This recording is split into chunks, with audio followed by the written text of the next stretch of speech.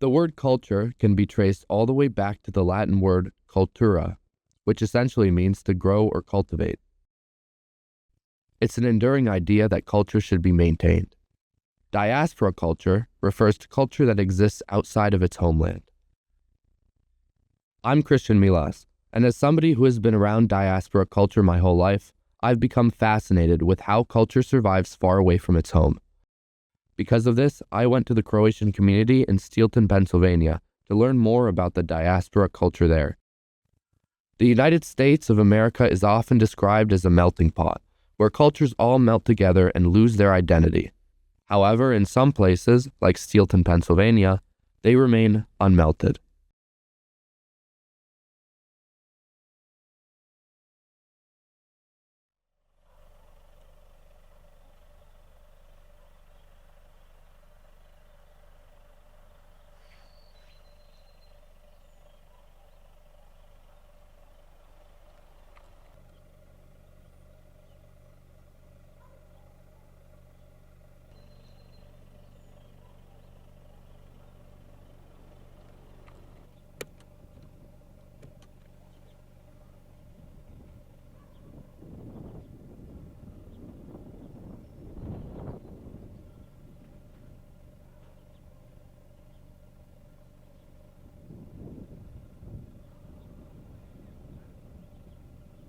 So lots of the people that came to Steelton at the end of the 1800s came from the part of northwestern Croatia around the city of Karlovac and found their way to Steelton and found some work in the steel industry there.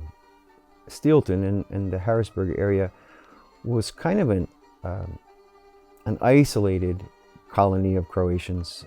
There were much larger colonies in New York, in Cleveland, in Pittsburgh. But because we were a smaller community, I think there was the identity that kind of was established around the church. And I do believe that it's because the parish was present, because we had a Croatian priest, a Croatian pastor, that over time, although people lost some of their identity, they were still able to have a community, a place where they felt that there was a sense of belonging. I come up here to Steelton, Pennsylvania once a month to celebrate Mass in the Croatian language, and I celebrate in the Croatian language once a month in Pittsburgh. But before I was coming up here like 3 or 4 times a year, and I was taking care of my mother at the time, who was in her 90s and all that. And but when I would come up, I hadn't been here for a couple years, 2 or 3 years, I remember, and the line to people go to confession was just in the middle of the year. It wasn't like before Christmas or something. It was just like in like February or whatever it was. I came up here. The line was like all the way over here, and people, people were saying they had not. They were telling me that we hadn't gone to confession because we don't know how to go to confession in English. You know what I mean? Or it doesn't feel right to go in English. Or this or that. Or I don't fully understand what the priest is telling me. Some people will tell me they don't go to Mass until I show up here, or in Pittsburgh. They only go when I show up because it's in Croatian. They will not go in English. My father, my grandfather, my uncles, they all worked in either the rail mill, in the foundry, or they worked on the trains where they hauled materials back to the foundries for the workers to do their jobs. I think life to them was a daily chore, but knowing that they had an end to a means, and that is that they knew that they were going to go to work, they had a job, they were going to get paid, and they were going to come home and be able to maintain a family and maintain their well-being for themselves. The future of the diaspora, one interesting thing is when you look at Croatian history of the past, especially at a place like this, Steelton, you have waves and waves of Croatians keep coming here. So the last wave came because of the war in Croatia and Bosnia here back in the 90s. Hopefully there's not another war that people are driven out of their homes again. but for economic or political reasons or war, people have been coming for the past 140 years to this town. So that could continue. And so it's always being replenished. So we always had new waves of immigrants here that continued to intermarry with people who had been here longer. I think I am an example of that. My family came here on my dad's side quite long ago, at least 100 years ago. But on my mom's side, my grandparents came here. So it gives me a unique opportunity to have a lot of background as an American, but also as a Croatian. So a really big Croatian community is in Pittsburgh. There's also a big one in Cleveland, Chicago, a lot in Canada, around the Toronto area, and we'll say Mississauga, Hamilton. There's also some on the other side in Seattle or Vancouver, that way. But closest to here is probably Pittsburgh and Cleveland, and New York as well. The Croatian community in Steelton has continued to change over the years. The initial immigrants who came had no intention of staying in the States, found themselves here because World War I and World War II broke out, and there really wasn't an opportunity for them to return. And then there was a big push for assimilation and this idea of American melting pot, where everybody kind of gets thrown into some place and becomes something called American. And that wasn't so strong maybe with my grandparents' generation, but with my father's generation, there was a very, very strong push to become American, to be very proud to be American. Almost every man, my father's generation, served in some branch of the military. And I do believe it was this to prove that even though I have this strange last name, I'm American. That generation then, their children were kind of pushed to find something better. Like, why would you want to remain in Steelton? Why would you want to remain in a Croatian community? What does that even mean? Both of my parents were actually very frustrated that I continued to teach the group while I was in college. I know my father was frustrated that I chose to remain in Steelton. He wanted something better for me, what he thought was better for me. But I somehow found it important to kind of reconnect to who I was and what we were. And I believe that lots of people my generation did the same thing. And it became important. I think the biggest thing that has changed is that the original Croatians, if I may call them that, they were the people that migrated from Croatia to here. Our grandparents, our great-grandparents, they had nothing when they came, and they worked themselves into a situation where the betterment of their family was their whole purpose for what they were doing. The new generations, that being their children, their grandchildren, such as me, had the opportunity to get an education, get a job, make a salary, and have a better life. And they didn't have to work the long and tedious hours that the grandparents and great-grandparents had to. I think the most meaningful part of the entire tradition that I have is I watched my grandparents, I watched my parents with family. I watched my parents take care of their parents. So to me, family is number one. Culture, traditions of all the Christmas, Easters, everything that you have is secondary, but the idea is family is important to me.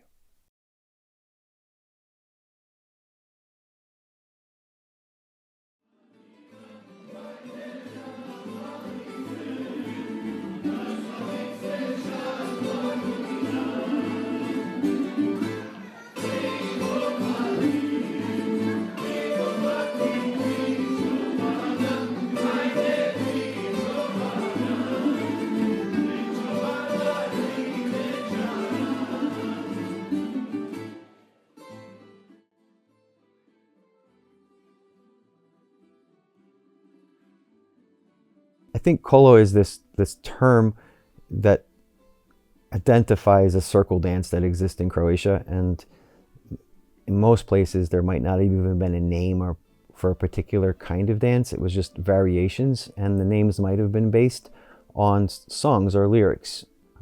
And each little region or village or area of Croatia had its own different kind of culture, and was pretty unique in the same way that different parts of Croatia have a very unique dialect.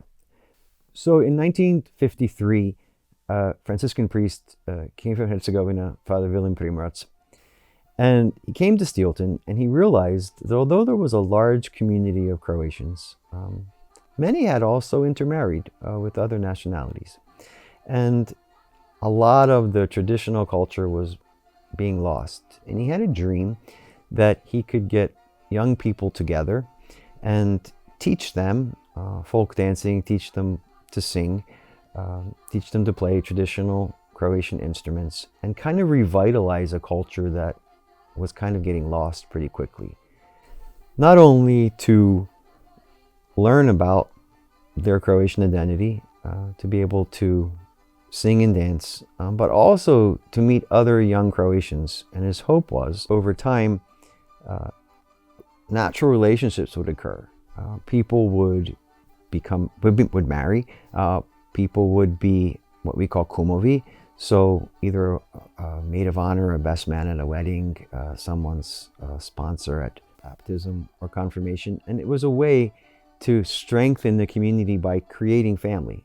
And that was very wise because it created like this web of connection that gave people a sense of belonging to something much greater than themselves. So it wasn't just that I'm a Croatian and I'm coming to St. Mary's Croatian Catholic Church and I'm dancing kolo, but I'm there because my best friend's there, my wife's family's there, my sponsors are there from baptism. I get to see people who, as a young man or a young woman, I danced in a folklore group with, and I have this memory that was something greater than myself. So in the simplest sense, Kola Club Marian is a folk dance group. It's mainly a Croatian folk dance group, but over time, we also branched out to be able to represent some of the other cultures that exist in Steelton.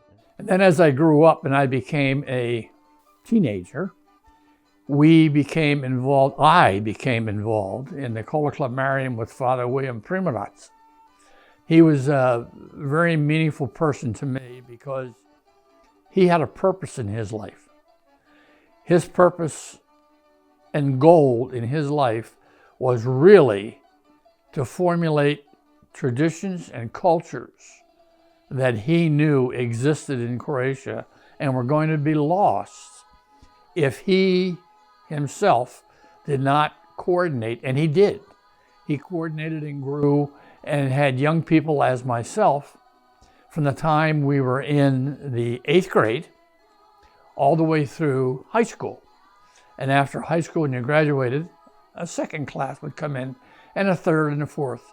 And now it's over 60 years. There's probably more Croatians in this town who don't speak Croatian than do speak Croatian. But they do know to remember the various special holy days. They definitely follow the Croatian soccer team. They've definitely passed on recipes. You know, recipes, desserts, cookies, and things like that get passed on culturally. There's definitely just certain ways of doing things, certain ways of saying things, certain ways of, that definitely also get passed on. There's other ways to look at culture.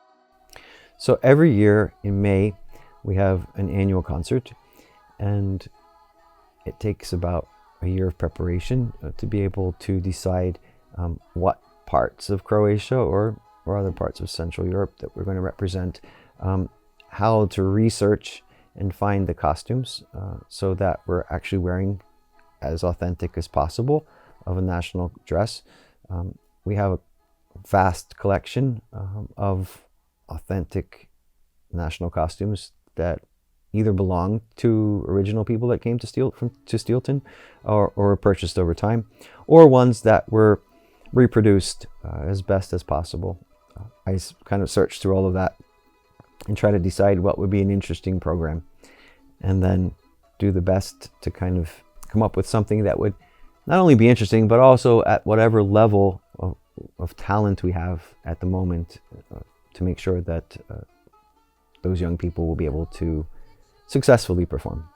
Because I do believe it's not necessarily only about some kind of stunning performance, but instead to make sure that it's fun, to make sure that it's something that young people connect to, but at the same time is something of quality that folks will be willing to come and watch.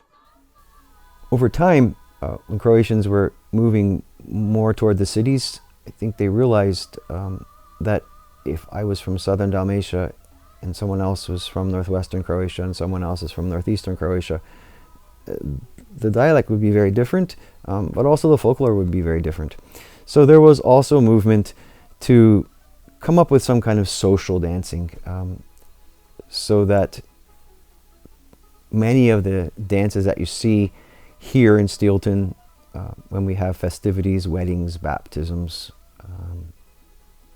church picnics, it's not necessarily authentic Croatian folklore that you would see in a village, but instead it's something that took some traditional steps and traditional movements and traditional songs and created a way for people to dance together. And for me, that it's pretty powerful when you come to an event here in Steelton and you see somebody that might be 4 years old dancing next to their great-grandmother who might be 80 years old, dancing next to their cousin that might be 20.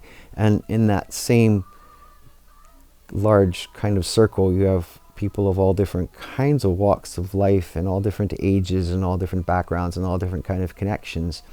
And I don't know that you could go to an event at an American Catholic parish and see such a diverse age group kind of enjoying things together, and not for young people to be embarrassed, to be part of something that might be old-fashioned, but instead to embrace it and find it to be quite fun.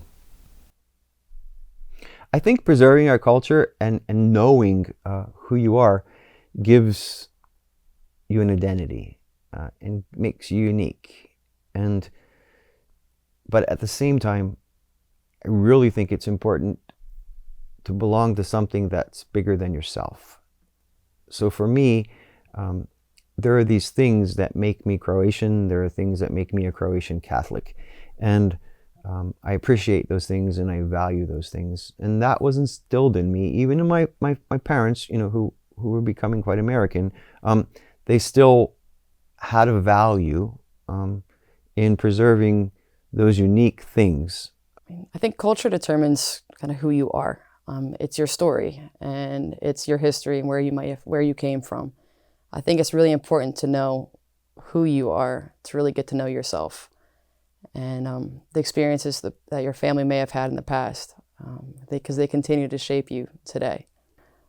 For me, my family's been super involved from the time that I was born.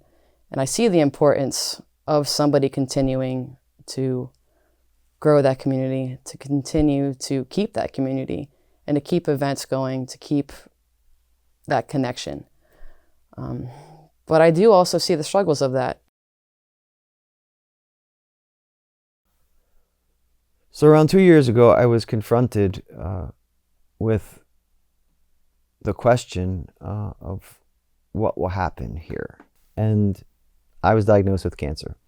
And there was a thought about, well, what if I'm not here?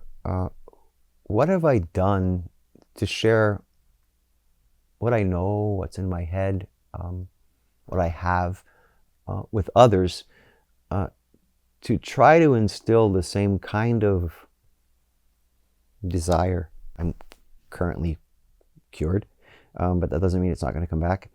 And what then? What will happen to, what was the point of this if I wasn't able to share this in a way that it was just as attractive to someone else as it was to me. And that's my mission, because otherwise it's going to go away. Truthfully, there are only a few people that are really very, very involved in maintaining that. There are a lot of people who participate, but the question is, what happens if some of those people go away? And what happens if somebody doesn't learn from them? Then will this community fail? We don't know.